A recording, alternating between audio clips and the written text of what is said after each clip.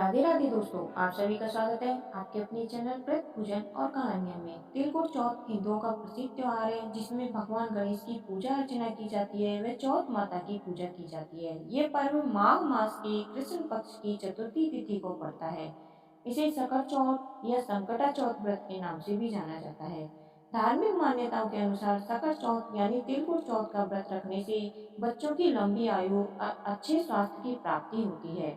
इस दिन भगवान गणेश को तिल के लड्डू का भोग लगाया जाता है, जिस वजह से इसका एक नाम तिल चौथ के नाम से जाना जाता है। जानिए 2024 में तिलकुट चौथ कब है। 2024 में तिलकुट चौथ पर्व 29 जनवरी दिन सोमवार को मनाया जाएगा। पंचांग के अनुसार चतुर्थी तिथि 29 जनवरी 2024 की सुबह 6:10 से शुरू हो जाएगी और इसकी समाप्ति 30 जनवरी की सुबह 8:54 पर होगी। तिल चौथ के दिन चंद्रोदय समय रात 9:10 का रहेगा। इस व्रत में चंद्र दर्शन करके ही व्रत खोला जाता है। ऐसे में तिलकुट चौथ की पूजा चांद निकलने से पहले ही संपन्न कर ली जाती है। किसी शहर में एक सेठ सेठानी रहते थे। उनके कोई संतान नहीं थी, इससे वे दोनों बहुत दुखी रहते थे।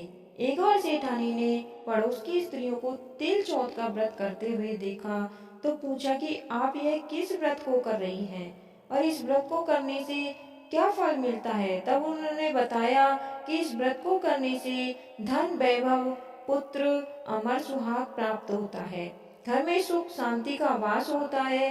तब सेठानी बोली कि यदि मेरे पुत्र हो जाए तो मैं चौथ माता और गणेश जी को 1.25 किलो तिल कुट्टा चढ़ा दूंगी। चौथ माता की कृपा से 9वें महीने में ही सेठानी को पुत्र की प्राप्ति हो गई और वह चौथ माता को तिल कुट्टा चढ़ाना भूल गई। लड़का बड़ा हो गया और सेठानी को उसके विवाह की चिंता हुई तो उसने चौथ माता को 5.25 किलो का तिल कुट्टा बोल दिया। लड़के की सगाई अच्छे कुल वाली सुंदर सुशील कन्या से हो गई और लग्न मंडप में फेरे होने लगे। लेकिन भाग्यवश सेठानी फिर भी तिल कुट्टे का भोग लगाना भूल गई और इससे चौथ माता और गणेश जी कुपित हो गए। अभी 3 ही फेरे पड़े थे और चौथ माता ने लड़के को ले जाकर गांव के बाहर पीपल के पेड़ में छिपा दिया।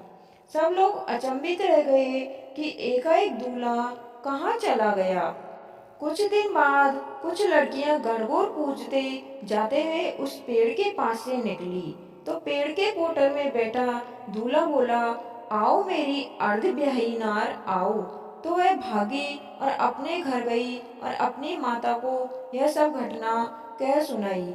यह समाचार सुनते ही सभी परिवार के लोग वहां पहुंचे और देखा कि यह तो वही जमाई राजा है जिसने हमारी बिटिया से आधे फेरे खाए थे और उसी स्वरूप में पीपल पर बैठे हैं। तो सभी ने पूछा कि आप इतने दिनों से यहाँ क्यों बैठे हो, इसका क्या कारण है। जमाई राजा बोले, मैं तो यहाँ चौथ माता के गिरवी बैठा हूँ। मेरी माता से जाकर कहो कि वह मेरे जन्म से लेकर अभी तक के बोले हुए सारे तिल कुट्टे का भोग लगाकर और चौथ माता से प्रार्थना करे और उनसे क्षमा याचना करे जिससे मुझे छुटकारा मिले। तब लड़के की सास ने अपनी समधन को जाकर सारा हाल सुनाया। तब तो दोनों समधनों ने 1.25 मण का तिल कुट्टा गणेश जी भगवान व चौथ माता को पूजन करके भोग अर्पण करके क्षमा याचना की तो चौथ माता ने प्रसन्न होकर दूल्हे राजा को वहां से लाकर बैठा दिया। वहां वर वधू के 7 फेरे पूरे हुए और वर वधू सकुशल अपने घर के लिए विदा हुए। चौथ माता की कृपा से दोनों परिवारों में खुशहाली हो गई।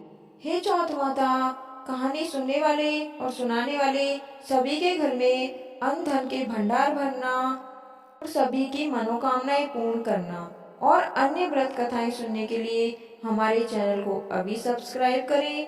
धन्यवाद। आपका दिन शुभ हो।